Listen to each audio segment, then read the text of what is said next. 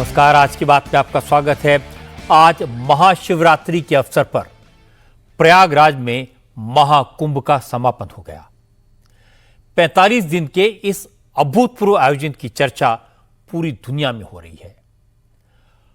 अभूतपूर्व इसलिए क्योंकि दुनिया के लोगों की आस्था का ऐसा महासागर इससे पहले कभी किसी ने नहीं देखा। 45 दिन में 66 करोड़ 30 लाख से ज्यादा भक्तों ने संगम में डुबकी लगाई। हर दिन 1.25 करोड़ से ज्यादा श्रद्धालु महाकुंभ में पहुंचे।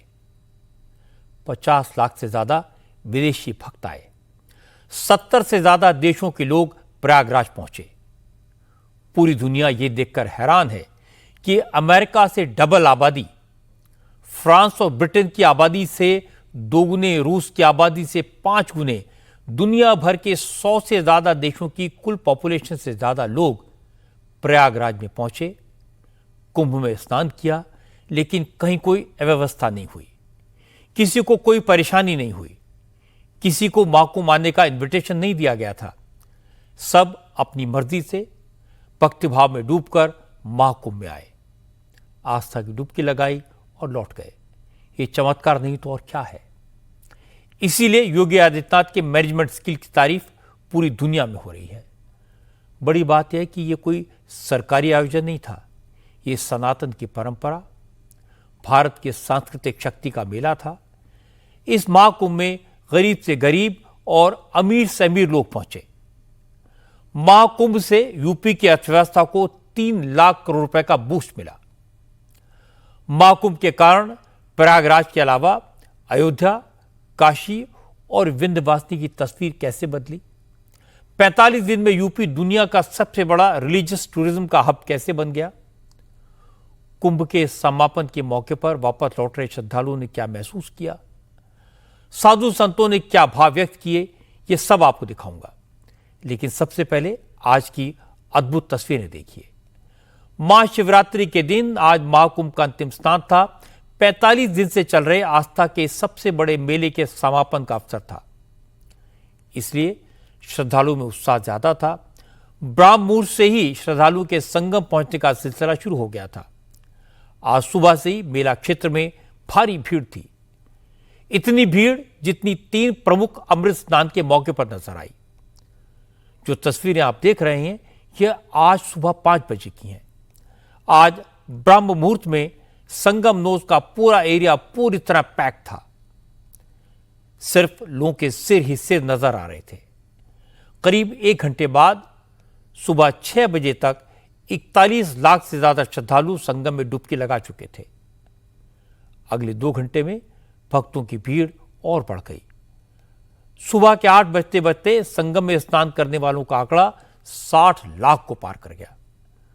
आज हर 2 घंटे में करीब करीब 20 लाख लोग संगम में पहुंच रहे थे और डुबकी लगा रहे थे। सुबह 10 बजे तक 81 लाख लोग गंगा स्नान कर चुके थे और दोपहर 12 बजे तक संगम में डुबकी लगाने वालों की संख्या 1 करोड़ को पार कर गई। आज महाशिवरात्रि के पवित्र दिन कुल 1 करोड़ 53 लाख से ज्यादा श्रद्धालुओं ने संगम में स्नान किया। सनातन में आस्था रखने वालों की ऐसी भीड़, ऐसा जुनून, ऐसा जज्बा सिर्फ इस महाकुंभ ही नजर आया। महाशिवरात्रि के दिन आज एक और बात हुई। आज महाकुंभ के समापन के मौके पर इंडियन एयरफोर्स के विमानों ने संगम क्षेत्र के ऊपर से उड़ान भरी, अपने करतब दिखाए। अभी तक तो महाकुंभ में हर स्नान पर्व के दिन हेलीकॉप्टर से पुष्प वर्षा की गई थी, लेकिन आज महाशिवरात्रि के दिन जब लाखों करोड़ों श्रद्धालु संगम में डुबकी लगाने पहुंचे तो लोगों को विमान के उड़ने की तेज आवाज सुनाई दी और कुछ ही देर बाद वहां मौजूद लोगों ने आसमान में एक साथ उड़ते एयरक्राफ्ट को करतब दिखाते हुए देखा।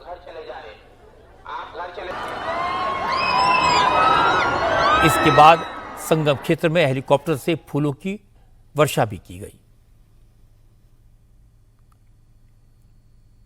क्योंकि आज महाशिवरात्रि के स्नान के साथ ही महाकुंभ का समापन होना था और प्रशासन को इस बात का पूरा अंदाजा था कि आज के दिन भीड़ पिछले कुछ दिनों से ज्यादा होगी, इसलिए प्रयागराज के इंटीग्रेटेड कंट्रोल रूम में बड़े बड़े अधिकारी सुबह से ही मौजूद थे।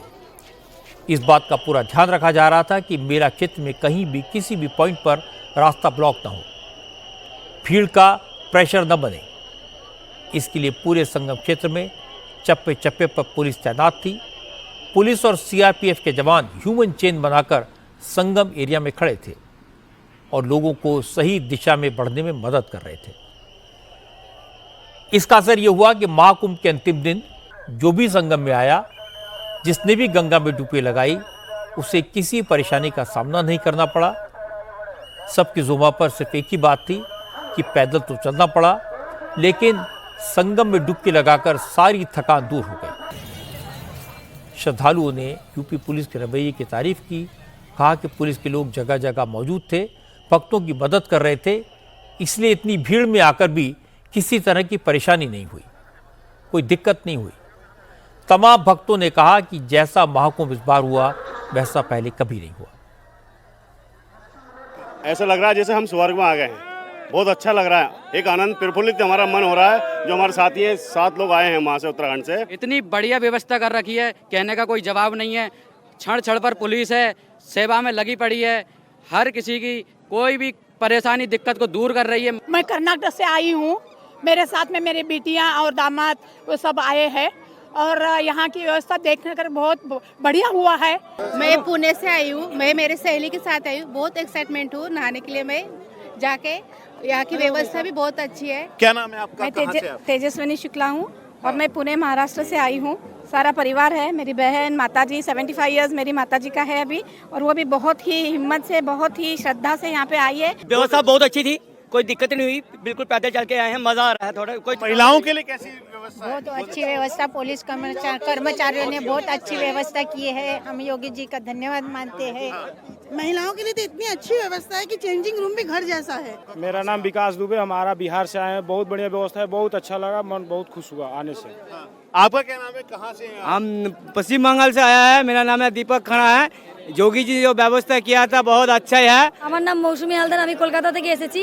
মানে এসে এত সুন্দর ব্যবস্থা, মানে স্নান করার কোনো অসুবিধা নেই, জামা ছাড়ার কোনো অসুবিধা নেই, মানে প্রত্যেকটার ভীষণ সুন্দর ব্যবস্থা। और एक चीज यहाँ पे अच्छा लगा, आ रहे थे रास्ते से, ऊपर से हेलीकॉप्टर जा रहा था, उससे फूल गिरा मेरे ऊपर, ये बहुत अच्छा लगा मेरे को। हम लोग असम से आए हैं, बिजनी चिरांग डिस्ट्रिक्ट, बहुत आनंद आ रहा है। मैं तो ये कहता हूँ समस्त सनातनियों को जीवन में एक बार महाकुंभ की यात्रा करनी चाहिए। और यहाँ ऐसे इस महापर्व पर, शिवरात्रि जैसे महापर्व पर आज बहुत सौभाग्यशाली है कि इस स्थान पर हम पहुँचे हैं।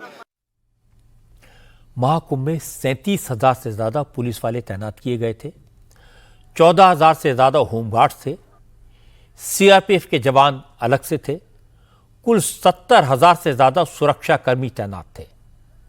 और बड़ी बात यह कि महाकुंभ के समापन के मौके पर श्रद्धालुओं ने सुरक्षा में तैनात पुलिस कर्मियों की जमकर तारीफ की। आमतौर पर पुलिस वालों का व्यवहार रूखा होता है, सख्त होता है, लोग उनसे नाराज रहते हैं, लेकिन महाकुंभ में यूपी पुलिस के जवानों ने श्रद्धालुओं से न तो ऊंची आवाज में बात की, न किसी ने गाली दी, न लाठी चलाई। वो भक्तों के मददगार बन गए, दोस्त बन गए, लोगों को रास्ता बताया, घाटों तक पहुंचाया, और अगर कोई किसी मुसीबत में फंसा तो पुलिस उसकी मदद के लिए तुरंत आगे आई। इसलिए आज प्रयागराज से वापस जाने वाले भक्तों ने पुलिस को थैंक यू कहा। बहुत अच्छा है सब कुछ यहाँ पे, खासकर पुलिस लोगों ने बहुत सारी हेल्प की हमारी, खाने से लेकर रूटिंग तक हर चीज उन्होंने बहुत अच्छे से बताई है हमको, तो ज्यादा प्रॉब्लम नहीं हुई। पुलिसकर्मी बहुत अच्छा सहयोग कर रहे हैं, हम लोगों को यहाँ तक वही लोग पहुँचाए हैं जी। पुलिस वालों का, प्रशासन का बहुत बढ़िया व्यवस्था है।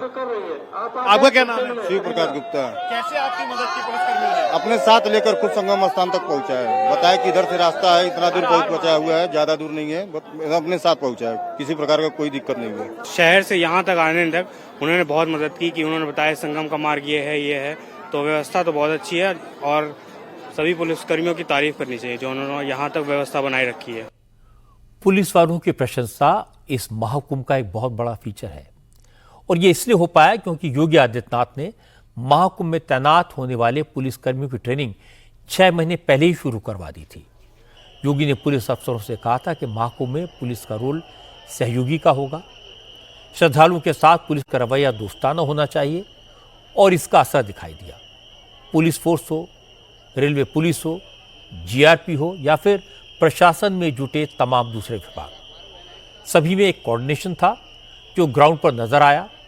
पुलिस ने फोर्स का इस्तेमाल किए बिना करोड़ों लोगों की भीड़ को मैनेज किया, उन्हें रास्ता दिखाया, उनकी मदद की। और जैसे मैंने आपको बताया कि इस बार महाकुंभ में 70 से ज़्यादा देशों के 50 लाख से ज़्यादा श्रद्धालु महाकुंभ में पहुंचे थे।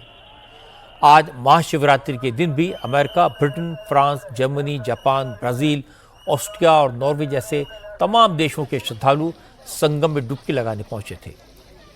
इन लोगों को हमारी भाषाएं नहीं आती, ये लोग हमारी परंपराओं को नहीं जानते, लेकिन महाकुंभ की तस्वीरें देखकर, भारत की सांस्कृतिक विरासत के बारे में सुनकर ये प्रयागराज की तरफ खींचे चले आए। संगम में डुबकी लगाने के बाद विदेशी भक्तों ने कहा उन्हें ऐसा सुखद अनुभव पहले कभी नहीं हुआ और वो बार बार भारत आना चाहेंगे। My name is Daniele. I'm from Brazil, São Paulo. Oh, this is an amazing experience for sure. Unforgettable for us. We came from far away from here, and we are very excited to show to our people, our country, the whole Kumbh Mela, and that's it. Very friendly, very welcoming people. We've met lots of friends here that we'll never forget. My name is Caco Barcelos. I'm from Brazil. We came from long way to be here with the people. We know it's the biggest human concentrate of the history. My name is Holly Marie Cato and I'm from London. I feel so much joy and peace. You can feel the environment of the crowd and it's amazing. This is not my first time to India, this is my second time. And so I feel like now I'm just connecting deeper with the country and the food and the culture. People have been so welcoming and so friendly and really explaining so many things about the culture and about the importance of every day and the ceremonies that you take. Mahakumbh की गूंज आप देख सकते हैं Brazil जैसे दूर दराज मुल्क तक पहुंची। पूरी दुनिया से लोग आए। महाकुंभ में श्रद्धालुओं की ये इंटरनेशनल आस्था देखकर, ये उल्लास देखकर साधु संत भी प्रसन्न हो गए। आज परमार्थ निकेतन आश्रम के अध्यक्ष स्वामी चिदानंद सरस्वती ने कहा कि महाकुंभ को बदनाम करने की इतनी कोशिशों के बावजूद जिस तरह लोगों की भीड़ उमड़ी, वो सनातन की शक्ति का प्रमाण है। स्वामी चिदानंद सरस्वती ने कहा कि आज महाकुंभ का समापन है, लेकिन वापस जाने का मन नहीं कर रहा, इसलिए वो 1-2 दिन और यहीं रुकेंगे। सच्ची बताऊं, जाने का मन नहीं कर रहा है। हमने तो संगम पर इस देश के सनातन संगम का दर्शन किया है। मैं तो इस देश की जनता का अभिनंदन करता हूं। क्या श्रद्धा है, क्या आस्था है, क्या लोगों का भाव है। और फिर साथ ही साथ सच तो ये है, हमारे देश के ऊर्जावान प्रधानमंत्री जी। अच्छी बात यह कि स्वामी चिदानंद अगले कुछ दिनों तक प्रयागराज में रुककर सफाई अभियान चलाएंगे, घाटों की सफाई करेंगे। मैं आपको बता दूं कि इस बार महाकुंभ में सिर्फ श्रद्धालुओं की संख्या का रिकॉर्ड नहीं बना, स्वच्छता का भी वर्ल्ड रिकॉर्ड बनाया गया है। महाकुंभ मेला क्षेत्र के 4 जोन्स, यहां पर एक साथ 15,000 सफाई कर्मचारियों ने सफाई करके झाड़ू लगाकर एक नई मिसाल पेश की, एक नया रिकॉर्ड बनाया। सफाई कर्मियों की इस पहल को वर्ल्ड रिकॉर्ड में दर्ज करने के लिए गिनीज बुक ऑफ रिकॉर्ड्स की टीम वहां पर मौजूद थी। 2019 के कुंभ में जहां 10,000 सफाई कर्मचारियों ने एक साथ झाड़ू लगाकर यह रिकॉर्ड बनाया था, इस बार यह संख्या 15,000 थी। इसकी फाइनल रिपोर्ट 3 दिन बाद जारी होगी। देशी विदेशी, अमीर गरीब, छोटे बड़े, हर वर्ग हर जाति के लोग प्रयागराज पहुंचे। बिना किसी भेदभाव के हर वर्ग के लोगों ने महाकुंभ में पुण्य की डुबकी लगाई।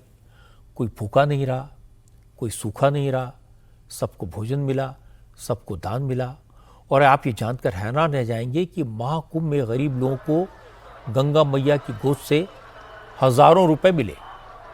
संगम में डुबकी लगाने के बाद श्रद्धालु गंगा पूजन करते हैं।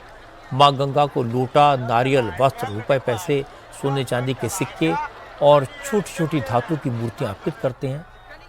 गरीब लोग गंगा में अर्पित की गई इन वस्तुओं को पानी से निकालते हैं।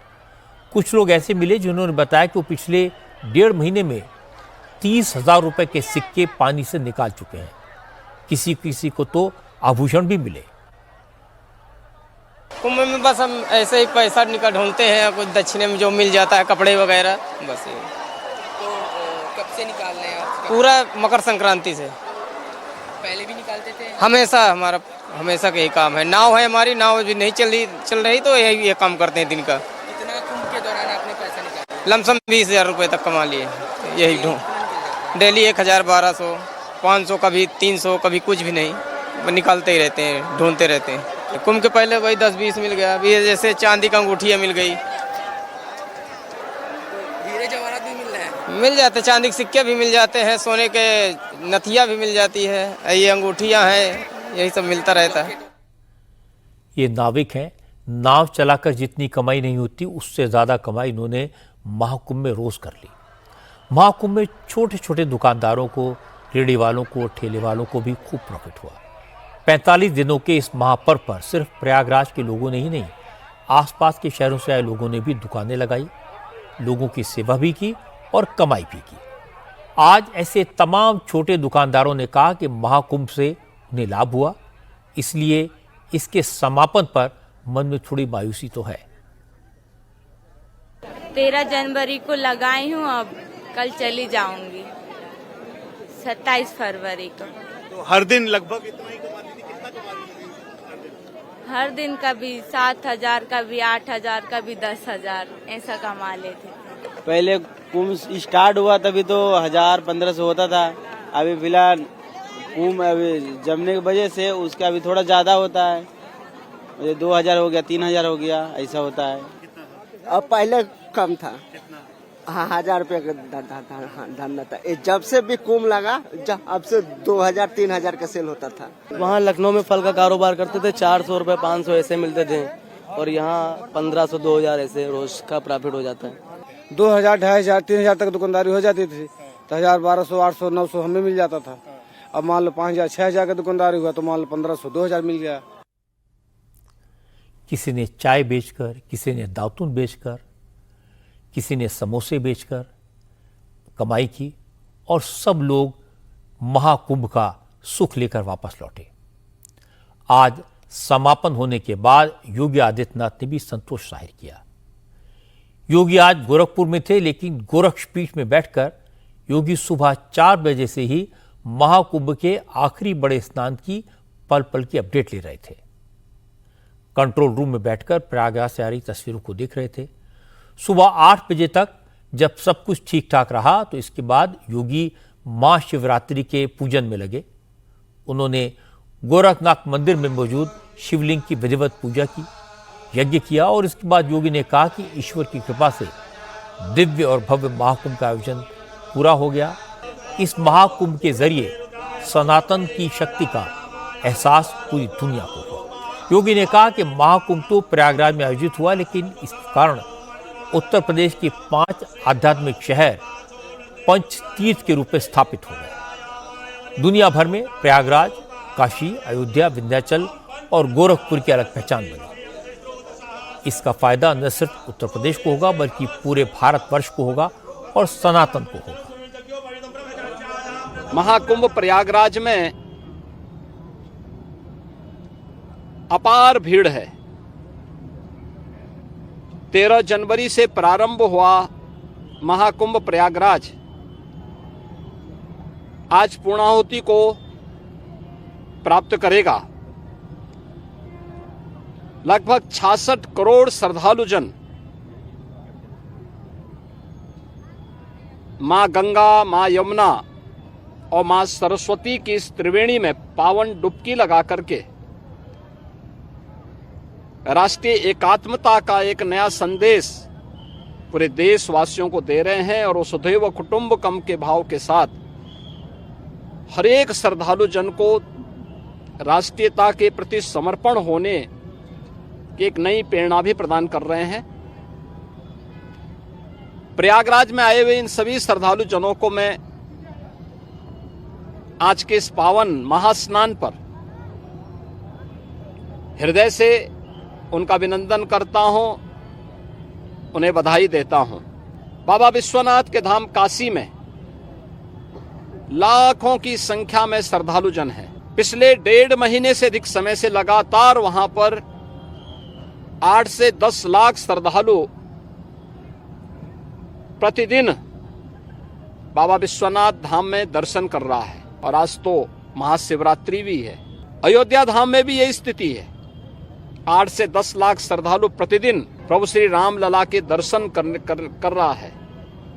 आज व्यापार भीड़ अयोध्या धाम में भी है। महाकुंभ से जड़ी एक और इंटरेस्टिंग बात आपको बताऊं। औपचारिक समापन होने के बाद आमतौर पर महाकुंभ से भक्त घर लौट जाते हैं, लेकिन साधु संत और अखाड़े प्रयागराज से वाराणसी जाते हैं, काशी विश्वनाथ के दरबार में हाजिरी लगाते हैं। अखाड़े भी महाकुंभ क्षेत्र से प्रस्थान करने के बाद काशी पहुंचते हैं। ढोल नगाड़ों के साथ साधु संत नगर भ्रमण करते हुए गंगा के घाट पर जाते हैं और गंगा स्नान करते हैं और इसके बाद काशी विश्वनाथ के दर्शन करते हैं।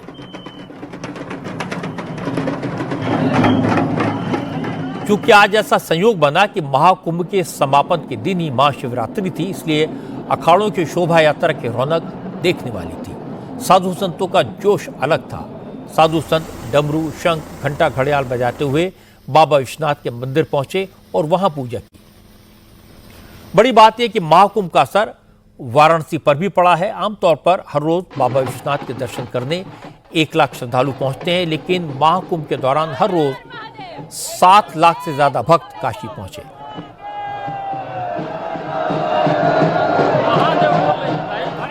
कार्तिक पूर्णिमा के दिन काशी में 10 लाख से अधिक भक्तों ने बाबा विश्वनाथ के दर्शन किए। आज भी शाम 7 बजे तक 6.5 लाख से ज्यादा श्रद्धालु बाबा विश्वनाथ के धाम पहुंच चुके थे। वाराणसी में गंगा के घाटों पर पैर रखने की जगह नहीं थी। गंगा स्नान करके बाबा विश्वनाथ के दर्शन करने जा रहे श्रद्धालुओं पर हेलीकॉप्टर से फूलों की वर्षा की गई। आपको जानकर हैरानी होगी कि पिछले 45 दिन में करीब 3 करोड़ श्रद्धालु काशी पहुंचे। इनमें बड़ी तादाद विदेशी मेहमानों की रही। वाराणसी की सड़कों पर विदेशी भक्त बाबा के भजन गाते हुए निकले। इन लोगों ने जब शिव तांडव स्रोत का पाठ किया तो माहौल भक्तिमय हो गया।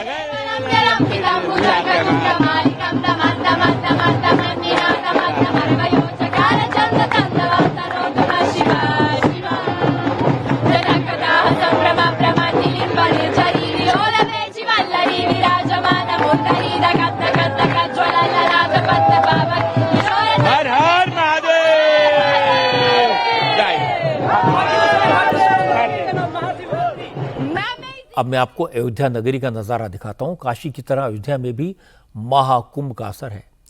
प्रयागराज में संगम स्नान के बाद ज़्यादातर श्रद्धालुओं ने अयोध्या जाकर रामलला के दर्शन किए। आज 1 करोड़ 26 लाख से ज़्यादा भक्त अयोध्या पहुंचे। इसी तरह विंध्याचल में भी पूरे महाकुंभ के दौरान हर दिन करीब 50,000 से ज़्यादा श्रद्धालुओं ने माँ विंध्यवासिनी के दर्शन किए। आमतौर पर विंध्यवासिनी देवी के मंदिर में हर रोज 5 से 10 हज़ार तक श्रद्धालु पहुंचते हैं, लेकिन इस बार संख्या कहीं ज्यादा है। महाकुंभ का आयोजन इतने बड़े पैमाने पर करना बड़ी हिम्मत का काम था और यह हिम्मत योगी आदित्यनाथ ने दिखाई। यह आयोजन जितना सफल हुआ, ये चमत्कार से कम नहीं है।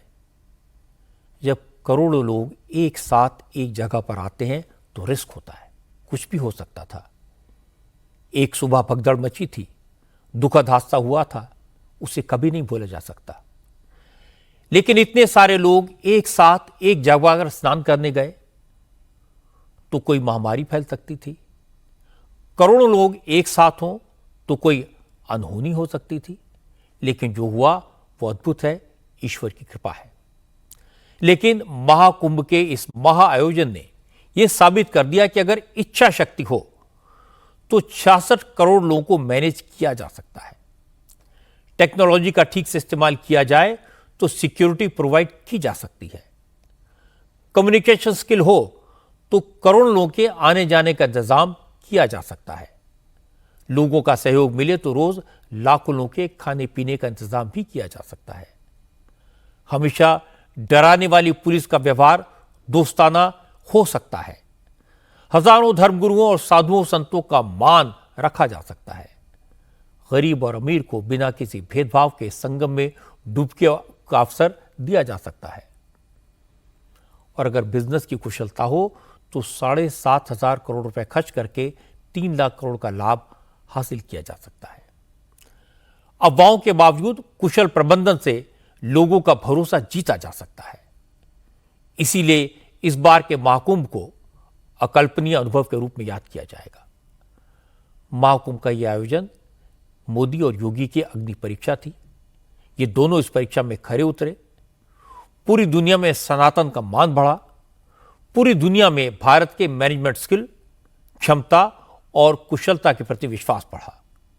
पूरी दुनिया ने माना कि जो कोई नहीं कर पाया वो भारत ने करके दिखाया। इस अभूतपूर्व आयोजन की गूंज पूरी दुनिया में बरसों तक सुनाई देगी। ये भारत की, सनातन की सबसे बड़ी उपलब्धि है। महाकुंभ में तो सनातन का भक्तिमय स्वरूप दिखा, लेकिन आज महाशिवरात्रि के अवसर पर मध्य प्रदेश के छतरपुर में सनातन के सेवा भाव के दर्शन हुए। महाशिवरात्रि के दिन बागेश्वर धाम में आचार्य धीरेन्द्र शास्त्री ने 251 गरीब और बेसहारा बेटियों का विवाह करवाया। इस समारोह में राष्ट्रपति द्रौपदी मुर्मू ने 251 जोड़ों का आशीर्वाद दिया। मध्य प्रदेश के गवर्नर मंगू भाई पटेल, मुख्यमंत्री मोहन यादव, सांसद मनोज तिवारी, निशिकांत दुबे, दिल्ली सरकार में मंत्री कपिल मिश्रा, केसारी लाल यादव, वीरेंद्र सहवाग, रोमिन उथप्पा, आरपी सिंह समेत तमाम नेता, अभिनेता, खिलाड़ी इस समारोह में शामिल हुए। पतंजलि योगपीठ के आचार्य बालकृष्ण, गीता मनीषी ज्ञानानंद जी महाराज समेत कई संतों, साधुओं ने दूल्हा दुल्हन को आशीर्वाद दिया। आचार्य धीरेन्द्र शास्त्री 5 साल से हर साल गरीब बेटियों की शादी करवाते हैं। अब तक 669 बेटियों की शादी करवा चुके हैं। आज जिन 251 गरीब लड़कियों ने नए जीवन की शुरुआत की, उनमें 108 आदिवासी समाज से हैं, जबकि 143 दूसरे सनातन समाज की गरीब बेटियां हैं। आचार्य धीरेन्द्र शास्त्री ने बताया कि वॉलंटियर्स गांव-गांव घूमकर ऐसी बेटियों के बारे में जानकारी हासिल करते हैं जो बेसहारा हैं, जिनके माता पिता नहीं हैं, जो गरीब हैं, जिन्हें मदद की आवश्यकता है। इस बार गरीब बेटियों से संपर्क करने के लिए वॉलंटियर्स ने करीब 20,000 किलोमीटर की यात्रा की।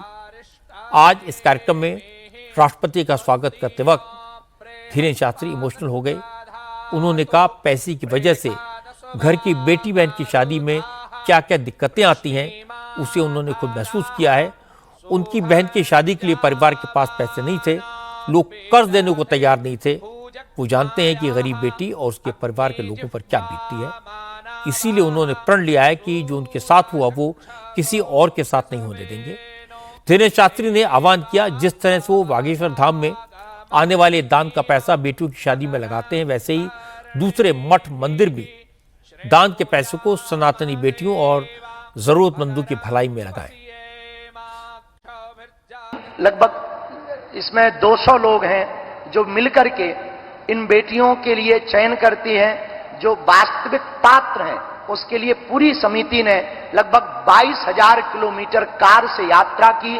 निराश्रित मातृ पितृहीन बेटियों को प्राथमिकता दी और अनवरत 6 वर्ष से ये कार्य चल रहा। और इसके पीछे कारण इतना ही है, जो हमने अपनी बहन के विवाह में दुख भोगा, जो झेला। तो जिस दिन बहन का विवाह था और हमारी स्थिति विचित्र थी, तो जब हमारे पास उतनी संपन्नता नहीं थी तो यहाँ वहाँ भटक रहे थे, किसी से उधार मांग रहे थे। जब हमें बहुत कुछ मिल नहीं पाया तो जैसे तैसे करके हमने बहन का विवाह किया। उसी दिन हमने प्रण ठाना था कि आज हमें अपनी बहन के विवाह में इतना निराश होना पड़ रहा, उपहार नहीं दे पा रहे हैं, भंडारा विशाल नहीं करवा पा रहे हैं। अगर कल के दिन प्रभु ने हमें सामर्थ्यवान बनाया तो भारत के किसी भी भाई को हमारी तरह नहीं भटकना पड़ेगा। और हम पूरे देश को इस महाशिवरात्रि के उत्सव से एक ही निवेदन करना चाहेंगे, भारत के मंदिरों की दान पेटियों को अगर गरीबों की बेटियों के लिए खोल दिया जाएगा तो भारत विश्व गुरु बनते देर नहीं लगेगी। धीरेन्द्र शास्त्री शादी समारोह का पूरा इंतजाम बागेश्वर धाम में आने वाली दान की राशि से करते हैं। इस बार 251 बेटियों की शादी में बागेश्वर धाम के अलावा कई सामाजिक संगठनों ने भी मदद की। नए जोड़ों को उनकी नई गृहस्थी बसाने में दिक्कत ना आए, इसलिए बागेश्वर धाम की तरफ से सारा सामान दिया गया। इसमें डबल बेड, सोफा, आटा चक्की, अलमारी, ड्रेसिंग टेबल, बर्तन समेत घरेलू इस्तेमाल की 56 ज़रूरी चीज़ें शामिल होती हैं। इसके अलावा दुल्हन को जेवर, चांदी का सिक्का और गाय बछड़ा भी दिया गया। हर जोड़े को करीब 2.5 लाख की कीमत के गिफ्ट दिए गए। आज प्रेसिडेंट द्रौपदी मुर्मू भी जब यहां आशीर्वाद देने के लिए पहुंची तो वो भी खाली हाथ नहीं आई। राष्ट्रपति अपने खर्च पर नवविवाहित जोड़ों के लिए गिफ्ट लेकर आई थी। राष्ट्रपति ने दुल्हनों को साड़ियां दी और दूल्हों को सूट पीस दिए। इस मौके पर महामहिम द्रौपदी मुर्मू ने कहा कि संतों ने सदियों से समाज को एक नया रास्ता दिखाया। तुकाराम, रविदास, कबीर, गुरु नानक, मीराबाई जैसे संतों ने महिला सम्मान को लेकर जागरूकता फैलाई। राष्ट्रपति ने कहा कि राष्ट्र ने अब विकसित भारत का संकल्प लिया है, इसलिए अब सबका कर्तव्य बनता है कि वो बेटियों, बहनों और महिलाओं को सक्षम बनाने में अपनी अपनी भूमिका अदा करें। भारतीय परंपरा में संतों ने सदियों से अपने कर्म और वाणी से जनमानस को राह दिखाई है। समकालीन समाज में प्राप्त सामाजिक कुरीतियों के विरुद्ध आवाज उठाए हैं। उन्होंने समाज में फैले अंधविश्वासों के बारे में लोगों को जागरूक किया है। छुआछूत और उच्च नीचे भेदभाव को दूर करने की ये सीख दी है। संतों ने महिलाओं को समाज में उचित सम्मान दिलाने के लिए प्रयास किए हैं। आज जब हमारे देश वुमेन डेवलपमेंट से वुमेन लेड डेवलपमेंट की ओर अग्रसर है, तो समाज के सभी लोगों का कर्तव्य बनता है कि वे बेटियों और बहनों को सबल और सक्षम बनाने में अपना योगदान दें। उनकी शिक्षा, स्वास्थ्य और सुरक्षा पर ध्यान दें। हमारे छोटे छोटे प्रयास हमारी बेटियों को सशक्त बनाएंगे। असल में 251 लड़कियों की शादी कोई आसान काम नहीं है। बागेश्वर धाम में 251 मंडप बनाए गए। दूल्हे घोड़े पर चढ़कर बारात लेकर बागेश्वर धाम पहुंचे। एक साथ 251 घोड़ों का प्रबंध करना भी मुश्किल था। मध्य प्रदेश के मुख्यमंत्री मोहन यादव ने आज यही बात मंच से कही। उन्होंने आचार्य धीरेन्द्र शास्त्री से पूछा कि सामान का इंतजाम तो हो जाता है, पर इतने सारे घोड़ों का इंतजाम कहाँ से होगा। मोहन यादव ने कहा कि जो लोग मठों मंदिरों पर सवाल उठाते हैं उन्हें इस शादी समारोह को देखना चाहिए। धीरेन्द्र शास्त्री ने कैसे सामाजिक बुराइयों को दूर करने का संदेश इसके जरिए दिया है। मोहन यादव ने कहा कि बागेश्वर धाम से ये मैसेज आएगा कि सनातन अब जातियों के बंधन में नहीं रहने वाला है। हर हिंदू की एक ही पहचान है कि वो सनातनी है। कई सारे संदेश इस विवाह समारोह में छिपे हुए हैं। आपने कई कारणों को जोड़ करके जातिगत विषमताओं के खिलाफ लड़ने का साहस और संघर्ष का आज ये पांडाल गवाह बना है बाबा हनुमान जी के धाम में। और ये घोड़े जुटाए गए, घोड़े 251 घोड़े कहां से लाए महाराज जी, गजब कर दिया आपने। जब हमारे समाज के अंदर कई बार ऊंचा नीचा, ये दूल्हे में ये घोड़े पे बैठेंगे नहीं बैठेंगे, ये 50 तरह की झंझटें थी, लेकिन आपने इस सबसे ऊपर ला करके समाज के सामने शासन, सत्ता और संत, ये त्रिवेणी की मौजूदगी में विवाह का जो प्रसंग लाए, वाकई महाराज जी बधाई दूंगा आपके माध्यम से सारे दंपतियों को भी, आपको भी। आज के समय में इसी की बात की आवश्यकता है कि जिसके माध्यम से हमारी समाज के अंदर की जातियों की दीवारें टूटे, एक दूसरे से प्रेम और सद्भाव बढ़े, और सामाजिक सौहार्द के सबसे अच्छे उदाहरण बने। मुख्यमंत्री ने जो कहा उसे बारात में आए दूल्हों ने कंफर्म किया। जिन लड़कों की शादी हुई है उन लड़कों को अगर देखें उनमें कोई पिछड़ा है, कोई दलित है, कोई आदिवासी है, ये गरीब परिवारों के लड़के हैं। दूल्हों ने कहा उन्होंने कभी सोचा नहीं था कि उनकी शादी इतनी धूमधाम से होगी और वो भी बागेश्वर धाम के दामाद बनेंगे। काम में गैरेज का काम करता हूँ, मैकेनिकल। नहीं सोचा था, ऐसा सोचा नहीं था, क्योंकि क्या अभी इतने परिस्थिति में हम सीधा सर मान आदमी नहीं, क्या सीधे साधे, इतना पैसा भी नहीं और इतनी बारात में इतना अच्छे से सोचा भी नहीं था कभी होएगी। मजबूरी आदिवासी नहीं बैठने मिलता। तो फिर आज कैसा लग रहा है? आज बहुत बढ़िया लग रहा है, गुरु जी के आशीर्वाद बहुत अच्छा लग रहा है। सबसे बड़ी सौभाग्य ये है कि हमें बालाजी की कृपा मिलेगी और बागेश्वर धाम के दामाद होंगे हम। कभी सोचा था कि घोड़े पर बैठ के माई बारात? कभी नहीं सोचा था मेरे पिताजी नहीं है, अगर मैंने कभी नहीं सोचा था कि मेरे पिताजी के जाने के बाद मेरी शादी इतने धूमधाम से हो जाती। कहने का सवाल ही नहीं उठाया कि हम गरीब हैं, आज हमें इतना ऊंचा उठा दिया उन्होंने। धीरेन्द्र शास्त्री इस शादी के समारोह को उतनी भव्यता के साथ करते हैं जैसे कोई पिता अपनी बेटी के लिए करता हो। वो खुद इन लड़कियों का धर्मपिता बनकर ये समारोह करते हैं। शादी में सिर्फ उपहार गृहस्थी का सामान नहीं दिया जाता, बल्कि आने वाले मेहमानों की आवभगत में भी कोई कमी नहीं छोड़ी जाती। इस शादी में 20 लाख लोगों के खाने का इंतजाम किया गया। शादी के मेन्यू में 13 व्यंजन शामिल थे। 15 एकड़ में खाने की व्यवस्था की गई थी। अब ये काम कितना मुश्किल था उसे भी समझ लीजिए। करीब 800 लोग खाना बनाने के काम में लगे हुए थे और खाना बनाने के लिए मशीनें लगाई गई थी। 20 फरवरी से खाना बनाने की तैयारी शुरू हो गई थी। मेहमानों को दिया जाने वाला सारा खाना शुद्ध घी में बनाया गया। राजस्थान से 20 लाख पीस छेने के रसगुल्ले मंगाए गए। शादी की तैयारियों को देखकर कई दुल्हन इमोशनल हो गई। कई बेटों ने कहा कि वो अनाथ हैं। कुछ ने बताया कि उनके घर में तो 2 वक्त की रोटी के लाले थे। ऐसी शादी की कल्पना उन्होंने सपने में भी नहीं की थी। यहाँ से शादी हो रही है, बहुत खुशी हुई और हमने तो सोचा भी नहीं था कि हमारा यहाँ से फॉर्म भरेगा और पास हो जाएगा। और मम्मी पापा सब, मम्मी बहुत खुश हैं, मम्मी का बोझ हल्का हो रहा है। और सबसे बड़ी बात यह है कि शादी यहाँ से हुई और भारत की राष्ट्रपति महिला जो है वो हमारी शादी में आई हमें आशीर्वाद देने के लिए। इससे बड़ा सौभाग्य और क्या हो सकता है। ऐसी शादी ऐसे लोगों की कभी नहीं होती, हमारी हुई। नहीं, मैं छोटे से गांव की रहने वाली हूँ। मेरे पिता नहीं है, मेरा भाई है और मेरी माँ है। बहुत खुशी हो रही है मुझे। मैंने कभी नहीं सोचा था कि मेरी ऐसी शादी होगी। मेरे मम्मी मजदूरी करती हैं, खेत जाती हैं और पापा जी भी मजदूरी करते हैं वो भी। ऐसा सोचा नहीं था कि ये हमारा होगा ऐसा, लेकिन ये आशीर्वाद है हमारे पूज्य श्री पंडित जी का, तो हम यहाँ पे आए हैं। आचार्य धीरेन्द्र शास्त्री को अब तक एक चमत्कार करने वाले बाबा के रूप में जाना जाता था। एक कुशल कथावाचक के तौर पर उनकी बहुत प्रतिष्ठा है, लेकिन आज धर्मपिता के तौर पर उनका एक नया स्वरूप सामने आया। बागेश्वर धाम में वो एक कैंसर हॉस्पिटल बनवा रहे हैं।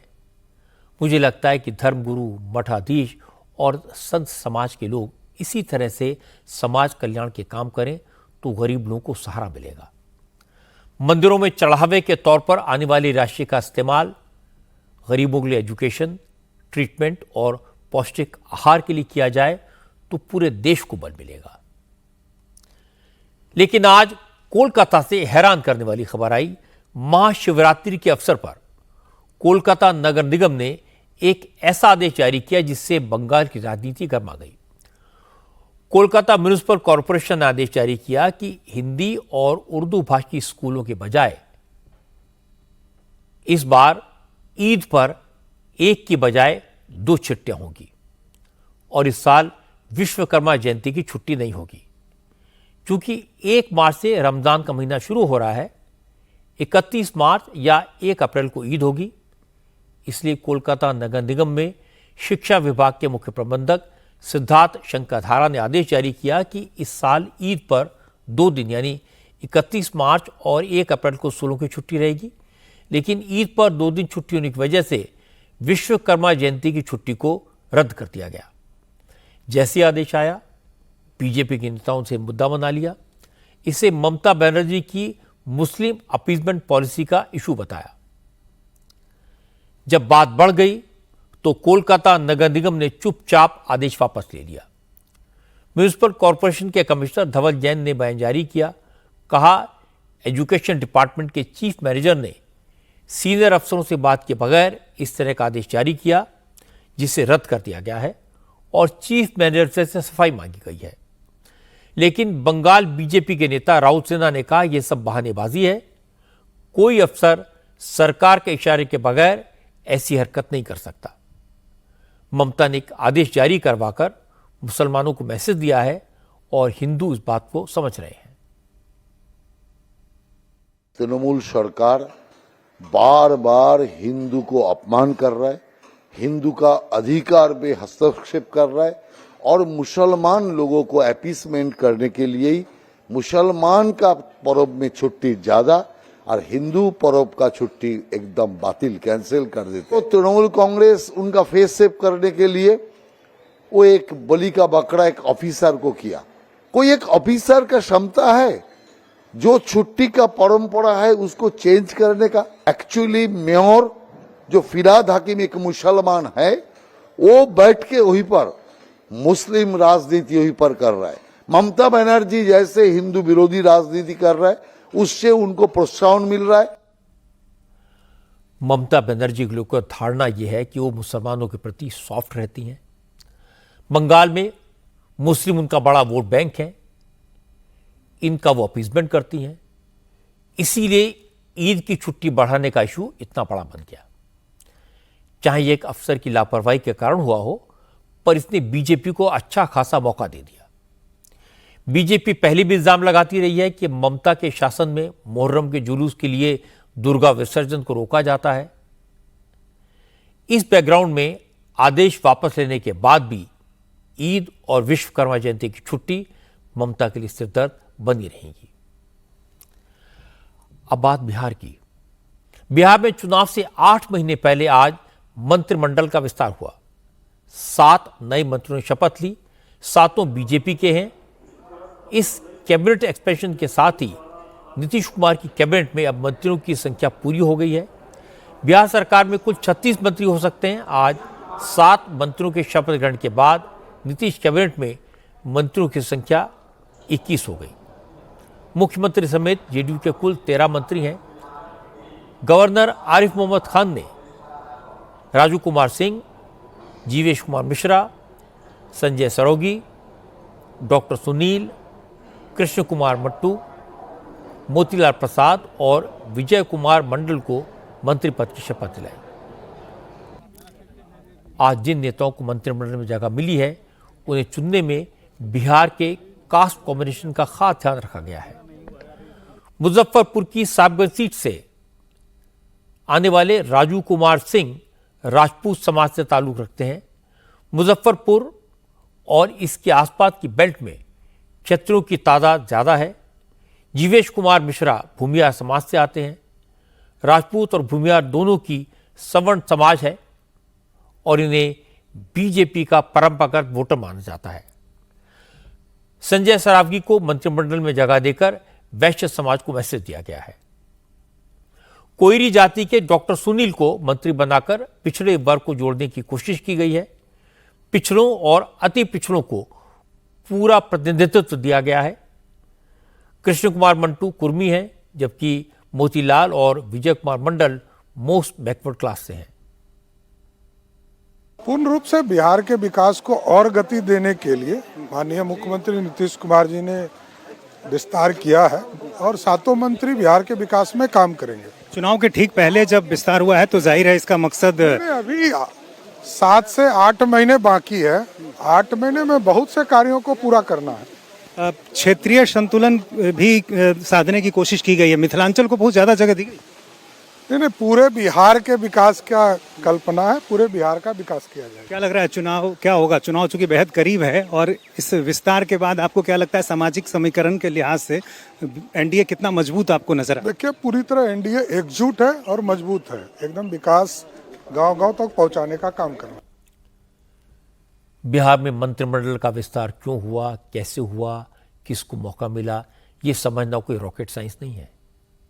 सीधी सी बात है, ये सब जानते हैं कि बिहार में चुनाव में जाति का बोलबाला रहता है। लालू यादव का फोकस दलित, पिछड़े और मुस्लिम वोटर्स पर रहता है। बिहार में पिछड़ों की आबादी 27% से ज्यादा है, जबकि अति पिछड़ा समाज से ताल्लुक रखने वाले करीब 36% हैं। सिर्फ यही दोनों मिलाकर करीब 63% हो जाते हैं। चूंकि ये माना जाता है कि यादवों का वोट आरजेडी को मिलता है, इसलिए बीजेपी का फोकस पिछड़े वर्ग की अन्य जातियों पर है, जिनका वोट करीब 50% है। इसलिए चुनाव को ध्यान में रखते हुए 7 में से 5 मंत्री पिछड़े वर्ग से हैं। बीजेपी ने चुनाव से पहले जातिगत समीकरण साधने की कोशिश भी की है। अमित शाह तमिलनाडु में हैं। कोयम्बटूर में बीजेपी के ऑफिस के उद्घाटन के मौके पर अमित शाह ने दावा किया कि तमिलनाडु में अब डीएमके सरकार की विदाई तय हो गई है। मुख्यमंत्री एमके स्टालिन कितना भी झूठा प्रचार करें, लेकिन कोई फायदा नहीं होगा। अगले साल तमिलनाडु में बीजेपी की सरकार बनेगी।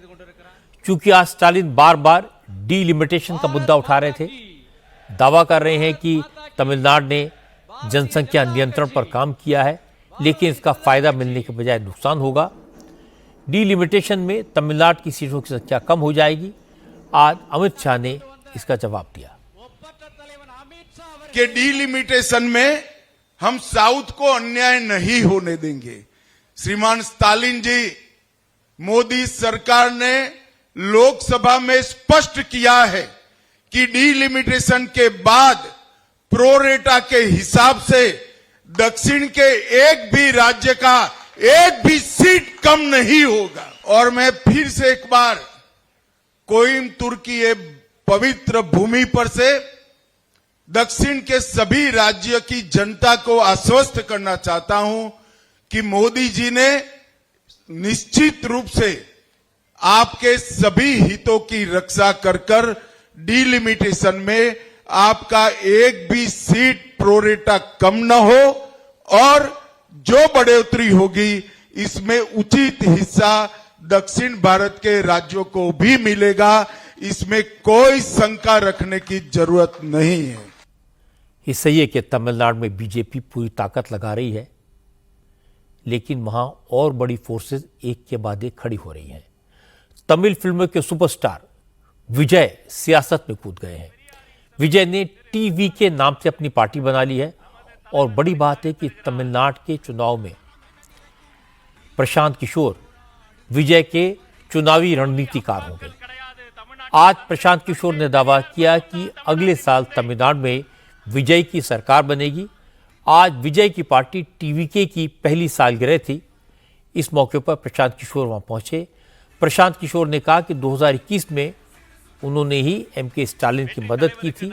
इसके बाद इलेक्शन स्ट्रेटेजिस्ट के काम से संन्यास ले लिया था, लेकिन अब 4 साल बाद वो चुनाव मैनेजमेंट में फिर से वापस लौटे हैं और विजय की मदद करेंगे, क्योंकि विजय एक नेता नहीं बल्कि एक जन आंदोलन की अगुवाई करने वाले शख्स हैं। प्रशांत किशोर ने कहा कि उन्होंने विजय को तमिलनाडु का मुख्यमंत्री बनाने की कसम खाई है। You see, there is so much of chatter in the name of MS Dhoni. He is the only Bihari who is more popular than me in Tamil Nadu.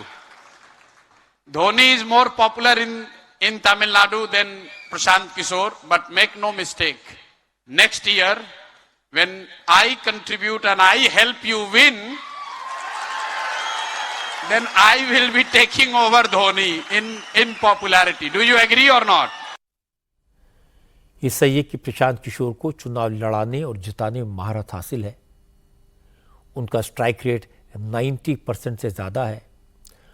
Mamata Banerjee, Nitish Kumar, MK Stalin जैसे दिग्गज मुख्यमंत्री प्रशांत किशोर के इलेक्शन मैनेजमेंट का लाभ उठा चुके हैं। अगर प्रशांत किशोर विजय को तमिलनाडु में जिता देते हैं तो ये एक मिरेकल होगा और पीके वाकई में एक सुपर हीरो बन जाएंगे। आज तमिलनाडु से एक और इंटरेस्टिंग तस्वीर आई जिसकी खूब चर्चा हो रही है। आज कोयम्बटूर में अमित शाह और कर्नाटक की कांग्रेस सरकार में deputy chief minister DK Shiv Kumar साथ साथ दिखाई दिए।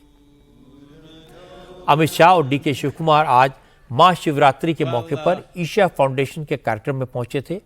हालांकि डीके शिव कुमार ने कहा कि वो सिर्फ सदगुरु जग्गी वासुदेव के बुलावे पर इस कार्यक्रम में शामिल हुए हैं। उनकी अमित शाह से न कोई बात हुई न मुलाकात हुई।